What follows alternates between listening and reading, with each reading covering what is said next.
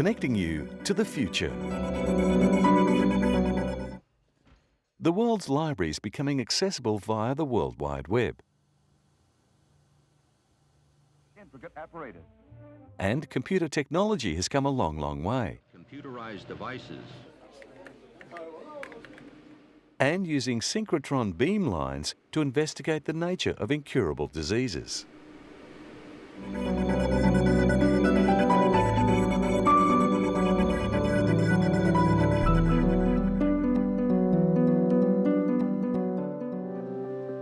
This looks like any other French regional hospital, but it's here that Professor Philippe Arbeel has devised a remote ultrasound scan process which is developing with scientists from the European Space Agency. This is the patient, but he's not with Professor Arbeel. He's several hundred kilometres away with ESA scientist Dr. Bernard Comet. After the application of gel, Dr. Comet places the remote scanner on the patient's stomach. Once contact is made, Professor Arbeel can begin his examination. He activates the probe from his end to start the ultrasound, also known as an echograph. Using a joystick, he's able to remotely control the robotic arm. This is vital where there are few specialists, or where the patient is in a remote location and can't be easily reached. With most health services throughout the world struggling with shrinking budgets and rapidly expanding demand, even a sophisticated system like this becomes cost-effective. From his distant location, Professor Arbeel is able to see for himself exactly what is happening inside his patient. There was the potential to waste so much time travelling between distant locations, making certain that initial diagnoses were accurate. And most of the time, the patient came to us to have an investigation to say that finally there was no serious disease and they could have been treated at home. So we wondered if we could make this operation, this examination, remotely using either telephone, internet and so on. The idea for this device arose because doctors were being kept on call for patients referred by small regional hospitals which lacked the expertise to accurately diagnose them. Many of the patients referred didn't have a serious disease and could easily have been treated at home had they had access to the correct consultant. Dr. Comet points out that without Professor Arbeel, he would be unable to offer the patient a diagnosis, despite seeing and touching him. It's precisely this ability to have an accurate view of someone you have no hope of having contact with that attracted the European Space Agency. The project is funded by ESA's Advanced Robotic Teleechography Integrated Service, ARTIS, which aims to create links between sophisticated space technology and parallel ground-based systems. ARTIS project manager Dr. Didier Schmidt says such technology is vital for future space missions. We need such systems not only currently for the space station program, which will last for at least 10 years from now on, but also for future endeavors like the moon programs that we hope to do with international partners, but even more when we go to the Martian missions later on. It will take astronauts more than a year to reach Mars, and once the mission has started, there can be no turning back. In a similar way, the ultrasound probe can be used by ships and oil rigs in distant or treacherous waters. The robotic ultrasound system is already being welcomed by some doctors in remote areas, like French Guiana, where local health centres are isolated and unevenly distributed. You need to do a diagnostic on-site right away. And if you don't have the specialist on-site, you need a tele-operated diagnostic system. They focused on the ultrasonic examination technique because of its diagnostic value. But it has to be done in real time with a dynamic image. It's essential that the specialist isn't just watching images from the probe, he's actually controlling it via satellite link. So far, most of the images transmitted from remote centres are static due to limitations in bandwidth, but the team is hopeful they'll be able to transmit live pictures and dynamic images. Long-duration missions on the International Space Station will require the use of different medical tools in order to diagnose crews' health problems. Led by the Institute for Space Physiology and Medicine in Toulouse, the 24-month project aims at validating a complete end-to-end robotised teleechography service. The Institute is confident that a remote robotic technology will have applications across a range of different fields.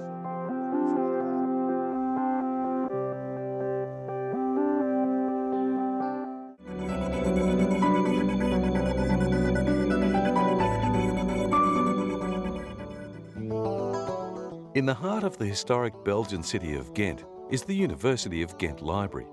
The Art Deco tower contains millions of books that help the students of Belgium's largest university maintain a prominent academic position. Books in French, Flemish, German and English are stored here and will soon be accessible to all.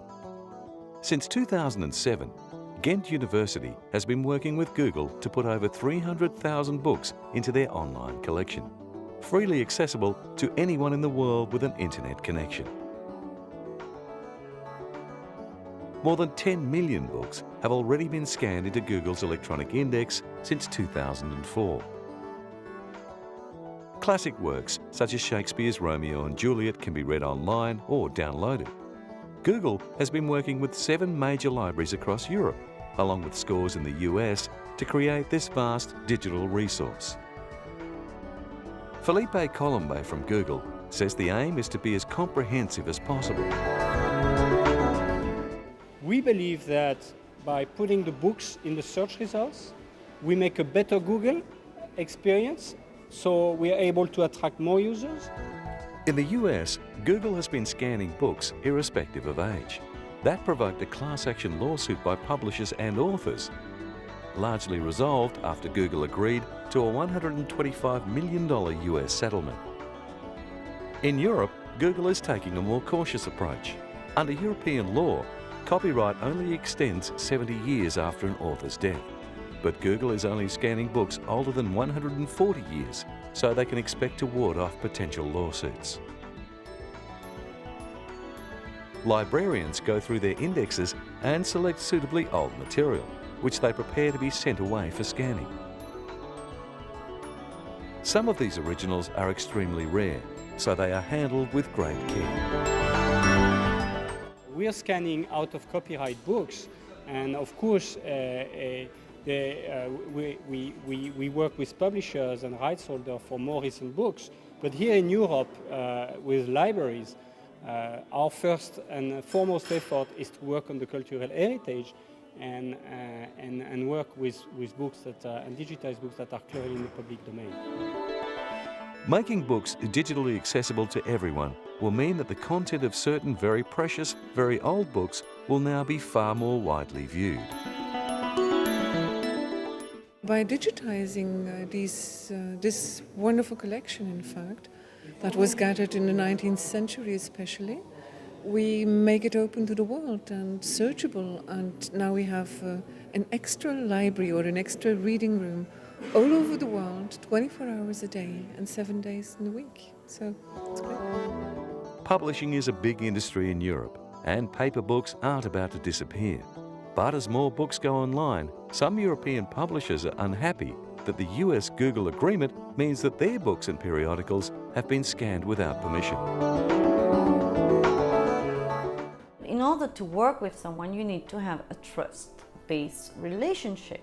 And in order to build that, we think that you have to ask to the publishers or to the authors, if the rights are back to the authors, whether they want their books to be digitized or not. There may be very good reasons for them not to want that the books are digitized by Google, and therefore they should respect that. Recently, the European Commission held a hearing about Google Books' US settlement with representatives of all the European parties involved. European Commissioner Viviane Reding chaired the meeting. There are those books which have an author, which have a publisher, but then there are the orphan books, or there are the books which are out of access. What do we do with those? There we need to have very clear legislation and possibility to have those books digitized and to bring them to the public, because today European legislation does not permit to digitize those books. The result, the citizen cannot have access to those books, and this, I believe, that from the cultural point of view is not the right way to proceed. While the concept of a library accessible around the clock from anywhere with an internet connection has plenty of supporters, opponents cite concerns over how much control Google would be able to exert over pricing and how much information the company intends to collect about the books that people are reading.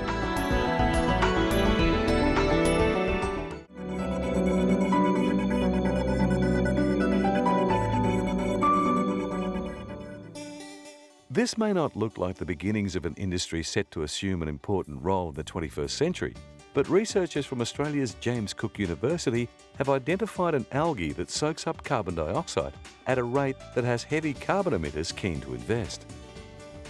These microalgae can double their weight every 24 hours.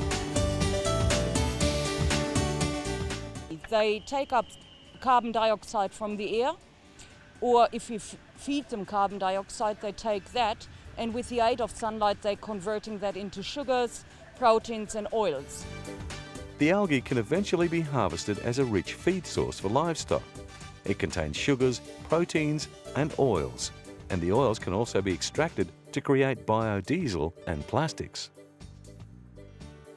By looking at the durability, the dietary requirements and the production rate of 180 sample strains of algae, the researchers have identified 5 breeds suited to the task of removing huge amounts of CO2 from industrial emissions, or simply taking it from the atmosphere. Government funding has been made available to establish a pilot algae farm in Townsville. This will be the first of a number of algal farms being planned. All you have to do is give them appropriate containers in which they can grow and from which you can harvest them. And then it's up to you what you want to do with the biomass. It is highly valuable, or it can be highly valuable. They also produce a lot of antioxidants. They also produce natural sunscreens. 3 of Australia's biggest coal and gas-fired power stations are building algae farms. Each will be set up alongside the plant. The carbon from the exhaust will be injected into wastewater containing the algae. James Cook University has embarked on a research and development collaboration with Melbourne-based company MBD Biodiesel to bring the technology up to industrial levels. The 3 projects that we've got signed agreements with, we're able to really provide up to half the or reduce half the emissions at each of those sites over the next 5 to 10 years. Such reductions in carbon emissions have fossil fuel-burning power stations taking notice. Across the world, nations are starting carbon pollution reduction schemes, and effective ways of reducing CO2 output mean huge savings. These microscopic plants could soon have a huge impact.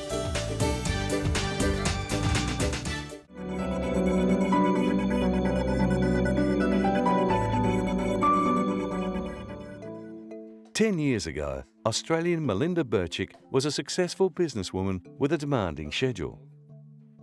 But everything changed when she developed multiple sclerosis, a disease where the body's immune system attacks its own tissues, damaging nerve cells in the brain and spinal cord.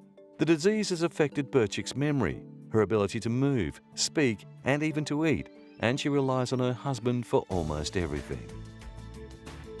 For Melinda, the first sign of the condition was blurred vision, and then her hands began cramping. Her nervous system has continued to deteriorate, and she needs full-time care. At this stage, there is no cure for multiple sclerosis, but work going on at Monash University's Immunology and Stem Cell Laboratories is offering hope to sufferers with diseases like multiple sclerosis. The laboratory has access to the Australian synchrotron, a particle accelerator with a broad range of research applications. With it, medical researchers can probe the chemistry associated with various medical conditions to a minute level not previously possible. We're trying to shed new light on the disease multiple sclerosis. Specifically what we're doing is we're using the incredibly bright source of light provided by the Australian synchrotron to probe the chemistry of the disease at very tiny scales. Around the synchrotron are a series of beam lines where high-speed electrons are used to generate X-rays, microwaves, gamma rays and extremely bright light used to examine matter in detail far beyond the power of conventional microscopes.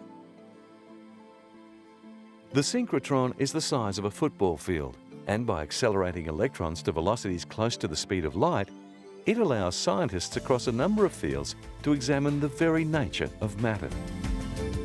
Synchrotrons have allowed us to do things we've never been able to do before.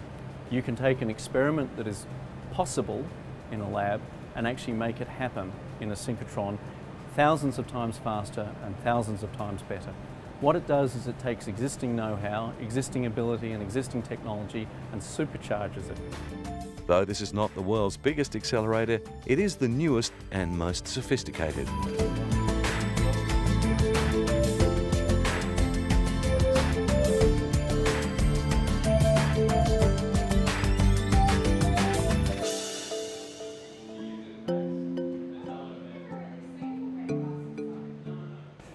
Being one of the later beam lines, we've been able to feed on the experience from other synchrotrons, and what that's allowed us to do is get the Rolls-Royce of beam lines, if you like, and we're achieving measurements I haven't seen anywhere else.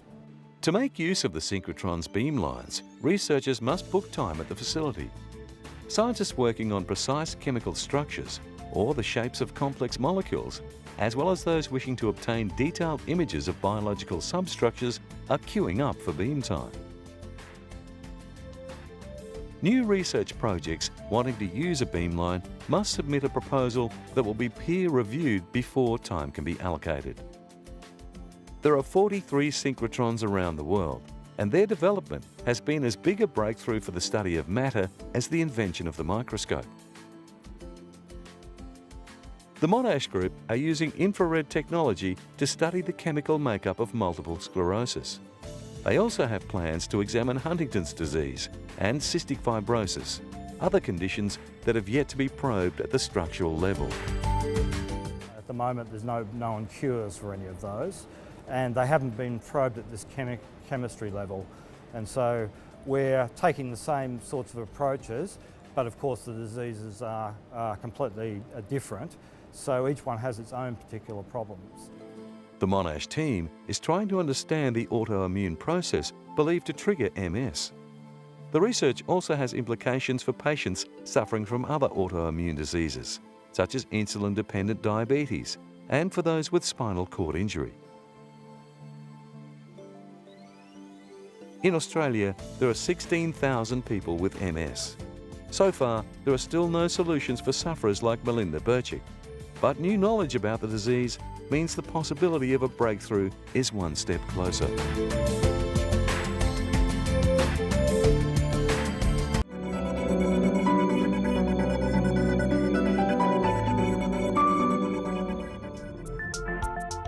The computer we take for granted has a complex history. It was not until the 1940s that computers functioning along lines we could recognise today emerged as code-breaking machines used during the Second World War.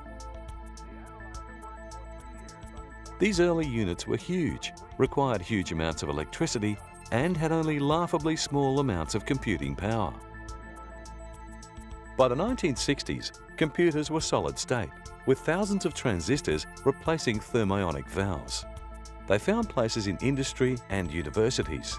In 1969, two computers exchanged test data via a 5-metre cable.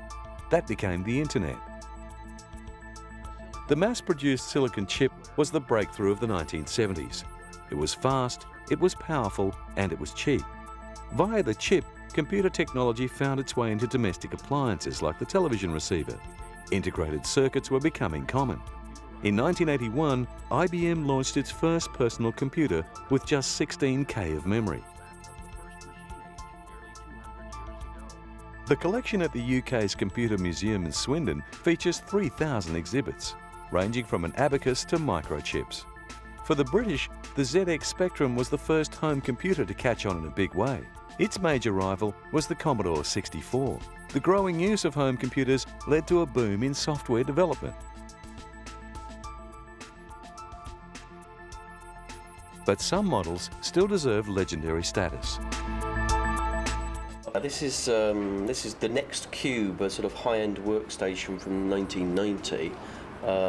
It's a fantastic looking machine. It's if the Borg had a computer, I guess it would look like this. It's a pretty rare beast. We're very lucky to have one of these, and in especially such good condition. It's a fairly significant machine, and on one of these machines, Tim Berners-Lee developed the World Wide Web, which is something we're all sort of very familiar with now. The modern computer has borrowed from many different types of precursor technology, and the Computing Museum has attempted to feature examples that contributed to the most modern machine. The NEC Ultralight, the first notebook-style laptop launched in 1989, sits near a slide rule, a device used by early rocket engineers at NASA. Chip technology opened up new systems like the Mondex card, the first smart card to include its own chip. It was a stored value card, and users could use a small reader to monitor its balance. The museum has a large collection of computer games.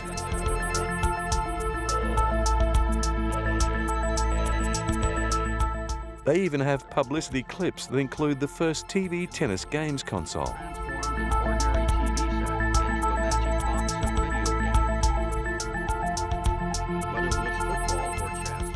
The games collection stretches back to the first TV tennis games console. Other famous games in the collection include Sonic the Hedgehog, which sold 50 million copies, as well as Pac-Man and Tetris.